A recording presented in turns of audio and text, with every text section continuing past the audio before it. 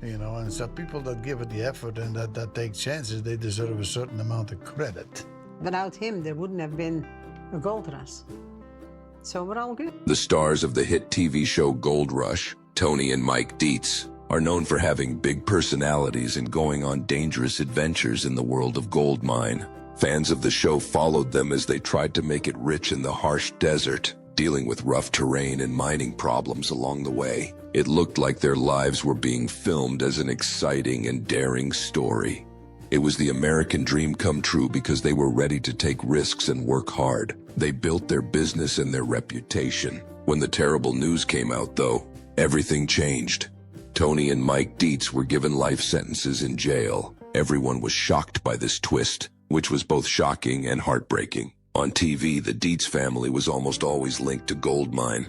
Suddenly, they were in the middle of a scandal in real life. What's wrong? And how did these two men, who were once praised for their determination, get themselves into this terrible mess? Many people found it hard to believe that fans who had cheered for them on TV were now questioning everything they thought they knew about the Beets family. The sudden change in events caused a lot of confusion, doubt, and most of all, interest. The news came after a very heated court case. A chain of events that were found during the investigation painted a much darker picture than anyone had thought. Information about the case was carefully kept secret, which made the whole thing even more mysterious. Join us as we learn more about Tony and Mike's trip, what they did to get into this situation, whether they were breaking the law, or whether there was a more complicated chain of events that brought them down. Tony Beets was born in the Netherlands in 1959 in the small town of Wegenis. His only things with him were hope and a few dollars when he moved to Canada in 1980, when he was 21 years old. To make ends meet, he got a job on a dairy farm in Alberta, where he first lived. Tony was used to working hard, even though life was hard. That being said, it didn't take him long to figure out that gardening wasn't the best way to make money.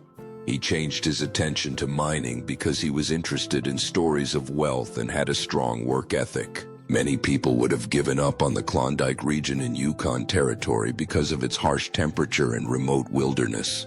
But Tony didn't. He didn't see problems, just chances. Tony Beets did more than just dig for gold in the Yukon. He made a name for himself. He rose to fame in the world of gold digging in spite of the rough terrain and harsh weather.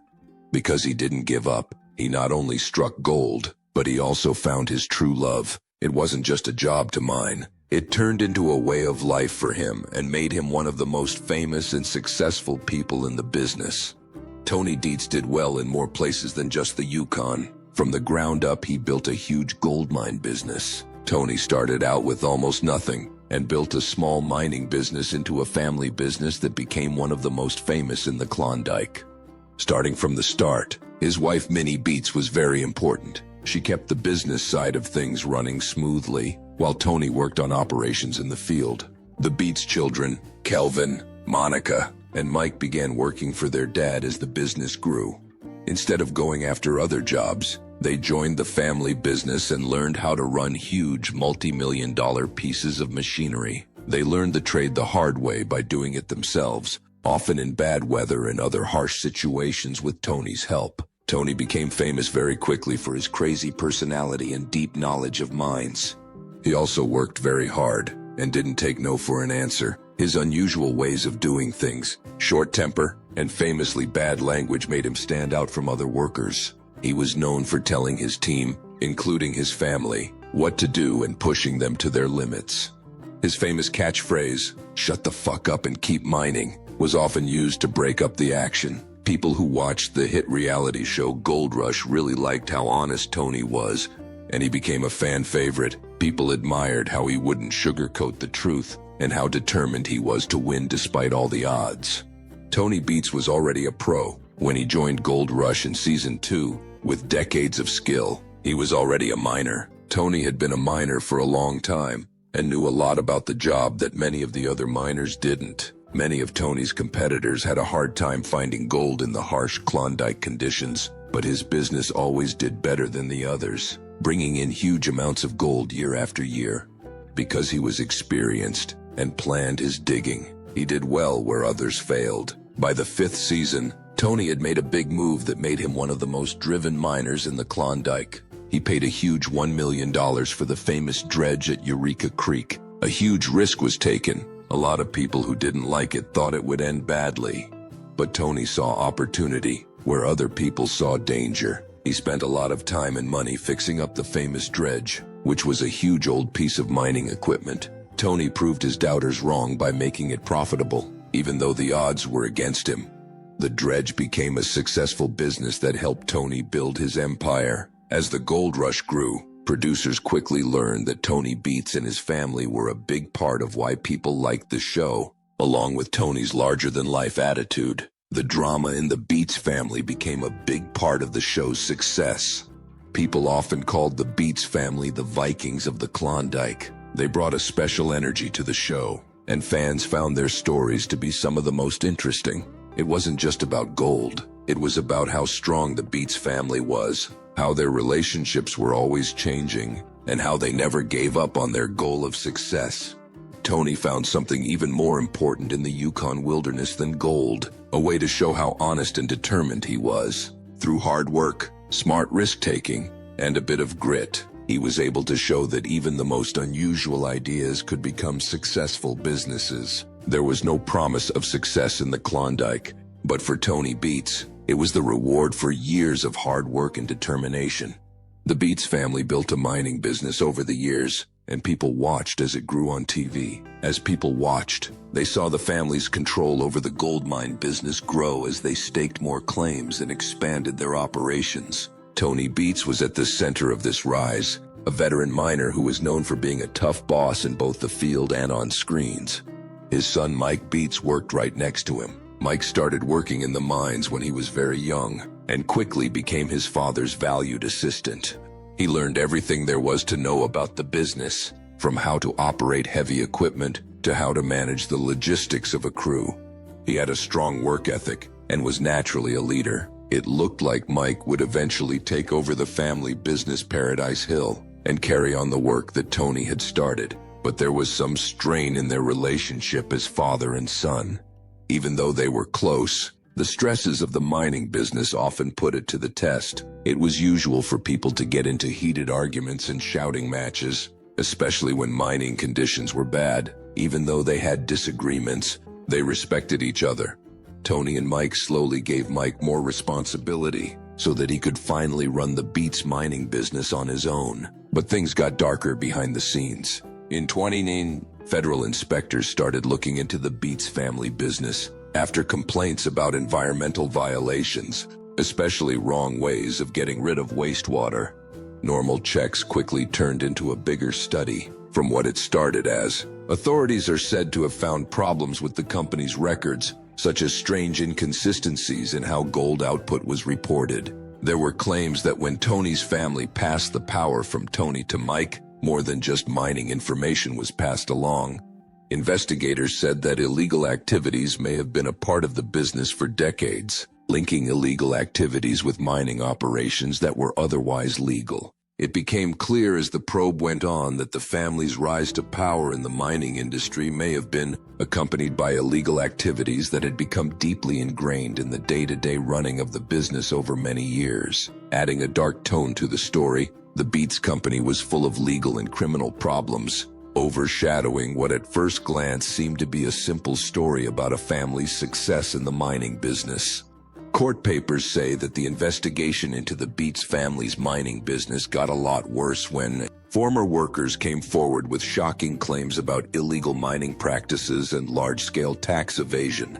An inspector for mines named John Reeves gave one of the most important testimony, who said that samples of the environment taken from the tailings ponds on the Beets lands contained dangerous chemicals like cyanide and mercury. These chemicals are not allowed at all in modern gold mining because they are very bad for health and the environment. For example, they can pollute groundwater and hurt ecosystems for a long time. Based on what Reeves said, it seems that these poisons were used on purpose to increase the rate of gold recovery, even more so early in the morning, when TV teams were not there and were not working. Prosecutors said that these illegal activities were hidden on purpose to keep up a good public image and make as much money as possible. The most damning proof came from Brian Anderson, who used to work as a mechanic for the Beets family for 8 seasons. Anderson helped the police and gave them video from a hidden camera that showed Tony and Mike Beets talking with buyers from Venezuela about gold deals that were never reported to the tax authorities. Prosecutors say that this video showed that there was a well-organized money laundering scheme to avoid taxes and foreign scrutiny. The plan called for selling gold without recording it on the books. The prosecution brought in financial experts who said that between 2012 and 2012, when the Beets family was at the height of their fame from the Discovery Channel show Gold Rush, more than $15 million in gold sales were not recorded. A second set of financial records that were hidden in Tony Beets' office were found after more research. Reports say that these papers showed the real gold recovery numbers, who were much richer than what they said on the TV show or on their tax returns. Peter Lewis, a former crew member, said in court that a lot of what people saw on Gold Rush was a highly edited version of a much bigger, more secretive operation.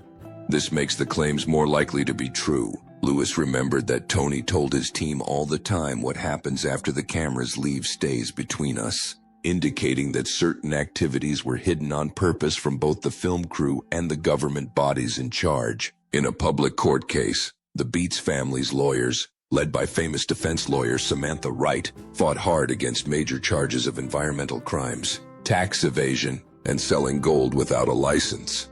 Wright said that the prosecution's witnesses were just angry ex-employees with personal grudges, implying that their statements were based more on anger than on truth. Fought hard to protect Tony Beets' image, showing him as a tough but honest businessman who had built a mining empire through decades of hard work and not by breaking the law. Wright told the court that this man had spent his whole life building a business. She made it clear that the public had been watching the Beets family for more than 10 years because they were famous from their roles on the TV show Gold Rush. Wright said that these people are TV stars, not crime masterminds. Why would someone do something wrong when there are national cameras rolling? On the other hand, authorities painted a very different picture. That the Beets fame wasn't something that would stop them, but rather something that would help them, like a great smoke mask. It is said that the family took attention away from a much bigger and more secret mining business by showing a controlled and polished version of their operations on TV. Prosecutors said that while people watched staged mining as entertainment, the real business was making millions of dollars in hidden profits and damaging the environment in a way that could not be fixed. The jury heard from over a dozen witnesses for 6 weeks and came to the same conclusion. The defendant was guilty on all counts. The charges included planning to cheat on taxes, hurting the environment, and running a gold trade network without a license. When Judge Rebecca Holloway gave the sentences, it was clear that she would not be gentle with the people who were accused. She said that what they did was a huge breach of public trust and a direct danger to the environment of the Yukon. According to what the experts said, the illegal use of chemicals like mercury and arsenic had already polluted the groundwater in a way that could last for generations. Tony Beets stayed stubborn. When he was given the chance to speak in court, Mike Beets seemed more emotional and calm. He told the judge that he had only done what his father told him to do. Judge Holloway said that was a convenient plea, but it didn't get him off the hook. Even experienced legal observers were shocked by the final verdict. Tony and Mike Beets will both spend the rest of their lives in jail. Legal experts said that this kind of term is very uncommon for financial crimes, but the prosecutors were able to prove that the severity of the damage to the environment called for the harshest punishment available. After the dramatic guilty verdicts and life terms for Tony and Mike Beets, Judge Rebecca Holloway made a harsh closing statement. Her words were heard all over the courtroom and beyond. That shows how serious the case's civil and environmental effects are. The mining industry and the entertainment industry were both shocked when they heard about the sentence. The Beets family was well known because they were on the Discovery Channel show Gold Rush for a long time. The show showed the ups and downs of placer gold digging in the Yukon. When the Beets went out of business, the show's trustworthiness and the public image of the industry were put under a lot of scrutiny. Because of this, The Discovery Channel quickly put out an official statement to distance itself from the problem. This news has shocked and saddened us very much. Discovery never knew of any illegal actions going on at the mines that were shown on Gold Rush. These claims are taken very seriously, and we are now rethinking how we do review going forward. Raw Television, the company that makes the show, also replied, saying that the show would be changing in big ways right away. All episodes of the show that already have the Beets family would be taken down from online services, and new episodes would focus on the criminal case. The future of the Gold Rush would not be canceled, but production standards would be tighter, and there would be a greater focus on being open. The co-stars of the mining show were also shocked by the news. Tony Beets and Parker Schnabel had a competitive and sometimes bad relationship on screen. In a statement, Parker Schnabel said, "Tony was always intense and uncompromising, but I never suspected anything illegal. This changes how I think about everything that happened during those seasons." When reporters went up to Rick Ness, another experienced miner and cast member, he looked very shaken. "I have no words. I had no idea this would happen." Even though the verdict was very bad, Beets' lawyers moved quickly to file appeals. They said that there were many mistakes made during the trial that should not have happened, such as how the covert recordings were allowed and how the expert evidence was handled. Legal experts, on the other hand, said that the amount and quality of the information makes it unlikely that the appeal will be successful.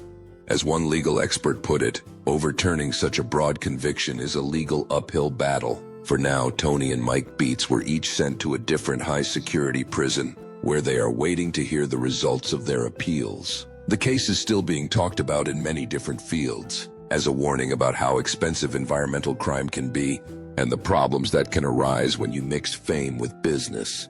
Even though Tony and Mike Beets were found guilty and given life sentences for environmental and financial crimes connected to their gold mine business, not all of their family members were found to be involved. Minnie Beets, Tony's wife and lifelong business partner, was not charged in the case and has stuck by her husband ever since. In a rare and emotional public speech outside of court, Minnie spoke out in support of Tony's character and memory. "We've been together for 40 years. I know this man. He worked hard to get everything we have, not by breaking the law. The truth will be told. Both of their children, Kevin and Monica Beets, had worked in the family mining business and were regulars on Gold Rush, but they didn't say much during the hearings. Neither of them was charged, though. Both of them were seen in court during the trial. Later, prosecutors revealed that Kevin and Monica helped investigators in exchange for immunity. However, it was not made public how involved they were or how much they knew about the illegal activities. At the same time, the effects of the Beets family's failure are spreading. The Canadian government has taken over the Paradise Hill mining business, which was once worth millions of dollars and was seen as a major location in the Gold Rush series. Some steps have already been taken to clean up the environment. Early reports say that the cleanup will cost more than $20 million and could take decades to finish. One of the most important things that was taken away after the scandal was Tony Beets' repair dredge, a huge piece of mining equipment that had been the show's main attraction. Tests showed that mercury was present in every part of the building, labeling it as a dangerous substance. A machine that was once seen as a piece of Klondike mining history has been called toxic trash. Different people in Dawson City have had different responses. Some people in the area agree that the Beets family's fame on TV brought tourists and attention from around the world to the area. Some, though, say that the risky behavior had been clear for years. "He did things his own way every time," said James Wilson, a Klondike miner for a long time. But no one thought that meant breaking the law in this way. For the reality TV business, the case is a turning point that has never been seen before. Reality TV has had its share of scandals, from cheating going on behind the scenes to scandals happening off-screen. But the main characters in a hit show have never been charged with a crime of this scale. Analysts at Dot Media say that going forward, networks will have to have stricter oversight and screening methods for reality shows. Big changes have already been made to how Gold Rush is made and aired by Discovery Channel and Raw Television, the company that makes the show. Tony and Mike Beets will start their lives in prison, but there are still a lot of questions out there. What will happen to the family's mine claims and tools that are still left? Is the Beets family history over? Will the rest of the family go back to mining? And maybe most importantly, how did one of the most famous gold mine families go from being on TV to being convicted of crimes? Tony and Mike Beets' criminal trial is over, but the civil drama is far from over. The prosecutors have stated that there is another civil case going on to figure out what will happen with the Beets family's leftover property. This part will be about how the family's years-long mining business has affected their finances and the environment. A lot of the Beets assets, like mining equipment, real estate, and residual income from their TV appearances, are likely to be seized and sold. According to lawyers, the money will likely help pay for the $20 million needed to clean up the Paradise Hill site and other places that were affected by the pollution. Due to the presence of toxic chemicals like mercury and cyanide in the land and water, cleanup work could last for decades. As far as the Discovery Channel is concerned, the criminal convictions are a huge blow to one of its most popular and famous franchises. Gold Rush, which has been on since 2010, has regularly been one of the network's most popular reality shows. The Beets family is a big part of its appeal. People were really interested in Tony Beets because of his larger-than-life personality, tough guy attitude, and unique way of digging. Discovery has said it will continue Gold Rush after the scandal, with the focus now being on the remaining mining teams. Parker Schnabel and Rick Ness are two of them, but people who work in the business aren't sure if the show will be able to continue without the Beets family. They added drama, tension, and a story that spans generations. One TV expert said that the Beets caused a lot of disagreement, but they also got a lot of viewers. Gold Rush will have to change if it doesn't want to lose its core following.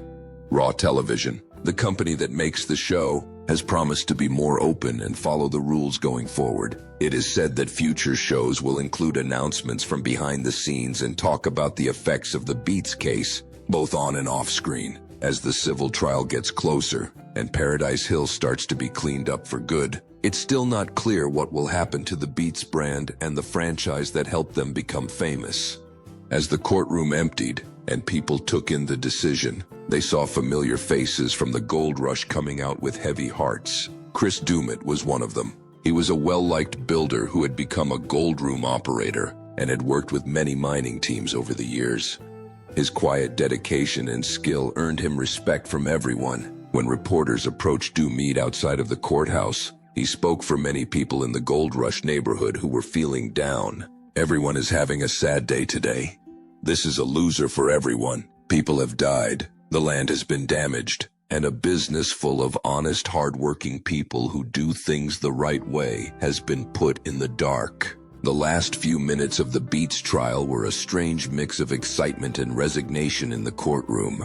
The atmosphere was tense and quiet as the police neared Tony and Mike Beets to arrest them. As the cameras quickly clicked, they caught what seemed like the end of a dynasty. Before they were let out, the elder Beets, who used to be the huge Viking of the Klondike, broke his quiet.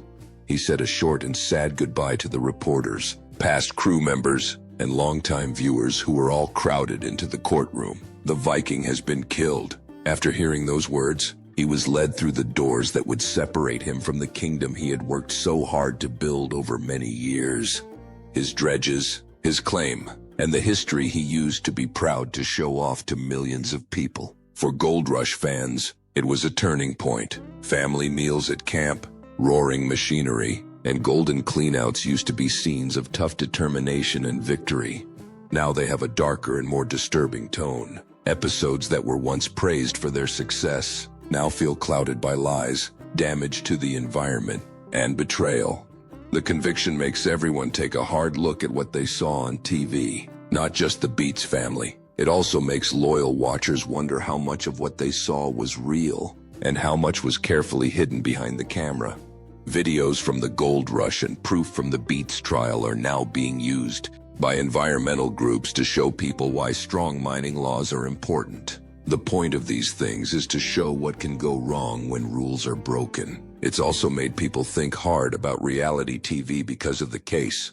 Some people are wondering if TV makers should be more accountable for making sure that the things they film and make money from are legal and moral. This is why some TV executives are now asking for new rules for the whole business. They want clear studs to make sure that companies that are on TV are following the rules, especially in fields like mines.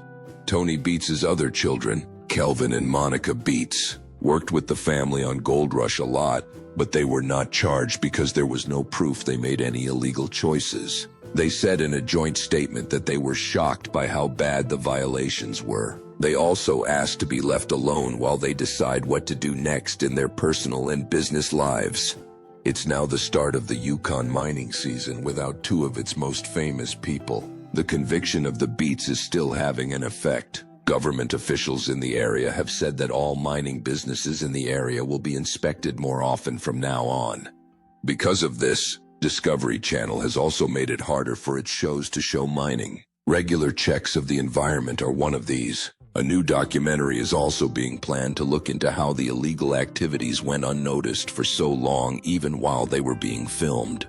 Real estate experts say this case has changed reality TV for good. It has now been shown that fame can't keep someone from getting in trouble. Once, Tony Beets said he was the king of the Klondike.